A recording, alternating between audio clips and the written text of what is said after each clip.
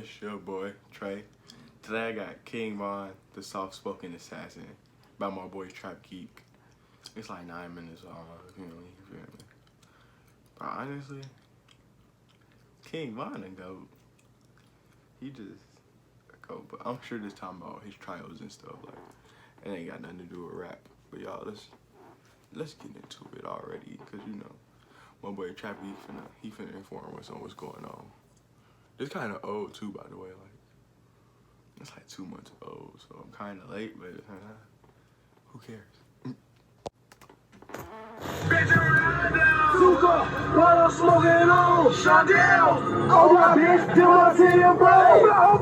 Back to that breaking news live from Chopper 2, a mass shooting. At least 6 people shot. This all happening at 65th and King Drive in Parkway Gardens. The age ranges of those people ranging from 14 to 23 years old. They ain't from here, don't come here, please don't. His name is Davon Bennett, a.k.a. King Von.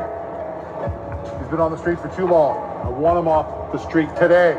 You guys ready? Ready, sir. Let's do it.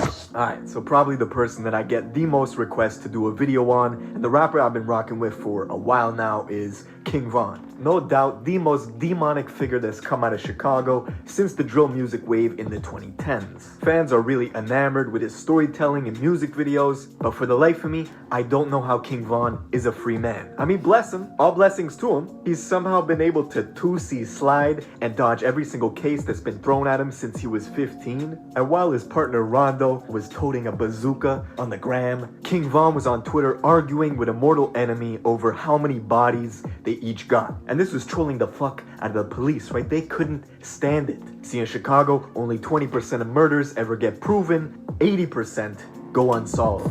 20 years for the murders, plus the gun enhancement law, that's 21 years. So that's 41 years just for the murder. And I got 2 attempt murders. And you beat all those charges. You were acquitted. Yep, I don't play. Now, we're gonna get into all this, but before we do, let me show you my song of the day. This is Mark Battles. Let's go. Ain't been happy in a while. I be staring in the mirror, trying to force myself to smile. Can't keep blaming everybody. People do what you allow. And don't ask me how I feel, cause I'm responding back with how. How the fuck I'm supposed to feel when all my friends turn their back? How the hell I'm supposed to trust when people out here setting traps? How you expecting me to grow when I can't let my money stack? How you asking for a loan knowing you can't pay me back? How you claim to really love me but you fuck?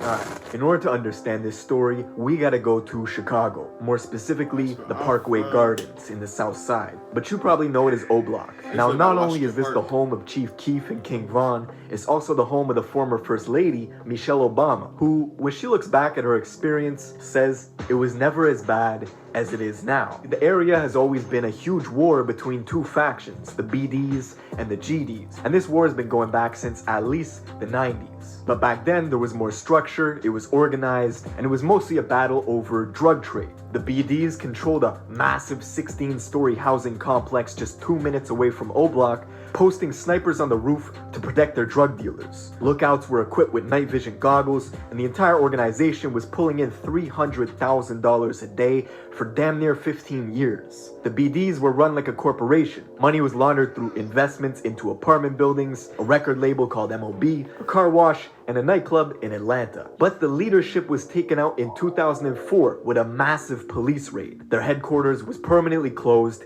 and eventually demolished. 50 people were charged. Whole leadership gone. All the BDs migrated to O Block and created alliances with the sets around the area to go against their rival gang, the GDs. Now the GDs, which stands for Gangster Disciples, also had their leadership taken down. And now neither of the 2 gangs have any structure anymore coming from the top to the bottom. It's basically just kids running around with a profound hatred for each other, trying to blow each other's heads off. And this shit escalated even further in the 2010s with Chief Keef and the rise of drill music. Chief Keef, Rondo, Lil Reese, Lil Durk, and most of the people who saw success during the height of the drill scene were all black disciples. The Gangster Disciples had very little representation in mainstream music. Their most notable figures were FBG Duck, Lil J, Lil Jojo. So the fact that Chief Keef and O Block were able to control the airwaves and the popular sound made it so they could put super disrespectful lyrics towards the Gangster Disciples in their songs, and it would become mainstream. The best example is Tuka. Bitch, I'm off Tuka. Bitch. Tuka's death became the focal point for a lot of violence because the gang members that killed Tuka then used social media to really insult his memory.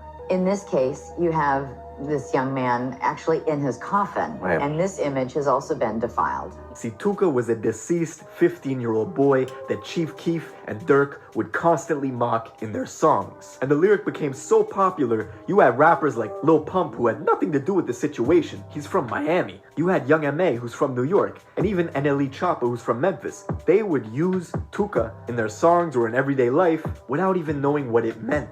Now, you recently said some shit about Lil Pump. And he used the Smoking Tuka line? To this day, he probably think that everything all groovy.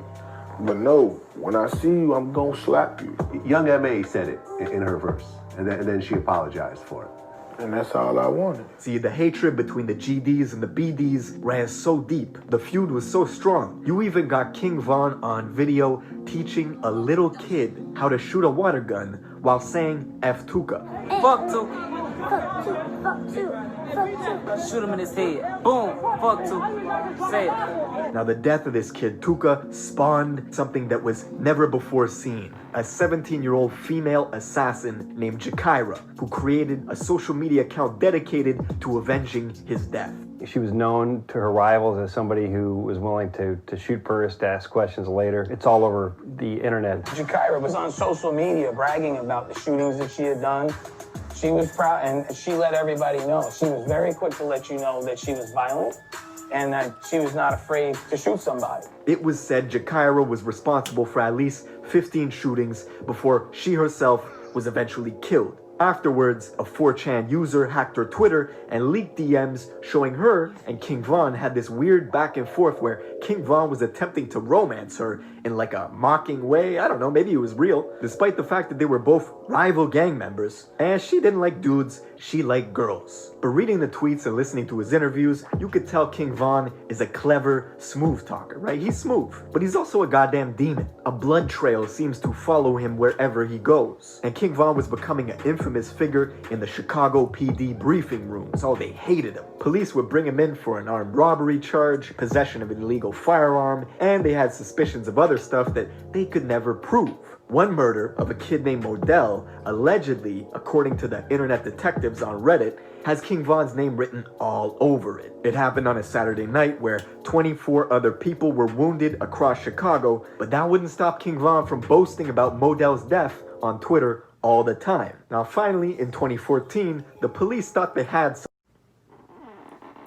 when a rival GD named Malcolm Stuckey was in the corner mean-mugging them. Von and them took offense, immediately left the party, came back 45 minutes later, shooting at the kid Stuckey, who was outside, along with 2 other people who tried to run. Stuckey was killed, the 2 others were wounded, and King Von and his friend were snatched up by police a couple days later. After 3.5 years, the trial finally started. It lasted a grand total of 5 days. Witnesses couldn't be located. Von kept his mouth shut for the whole 3 years, while his friend confessed to doing the shooting. So, Von beat the case, went home, and his friend got 28 years. As soon as Von was out, the dude he was always arguing with on Twitter, named Wooski, who's a gangster disciple, and his mortal enemy, was attending a funeral at the Bethlehem Star Baptist Church when all of a sudden, an AK-47 pistol, aka a Draco, was whipped out and started spraying into the crowd. Dozens of shots rang off, and Wooski was shot. Now he survived, and King Von was not responsible for this, but that does not stop him from mocking him. His fans are diehards, right? They're crazy.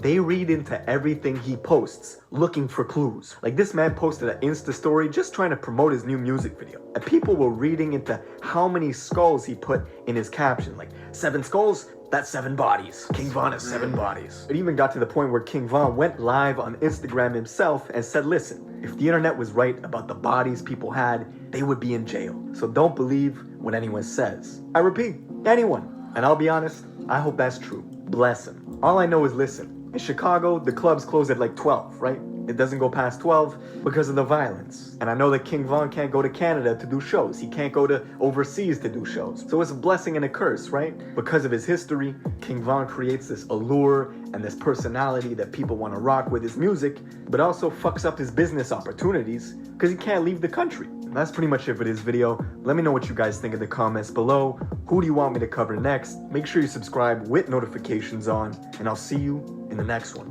That's my boy. Told y'all, bro. Trap Geek always keep us informed, bro. Bro, King Von, bro. That is crazy how he just like he never got no serious jail time. Y'all think he really be? I think he really be killing them niggas, man. Who knows? He could. Okay. I don't know, honestly. Honestly, it seems like it, but hey, but y'all, do y'all think King Von killed that Jakira girl and that was Crazy Story Part 3?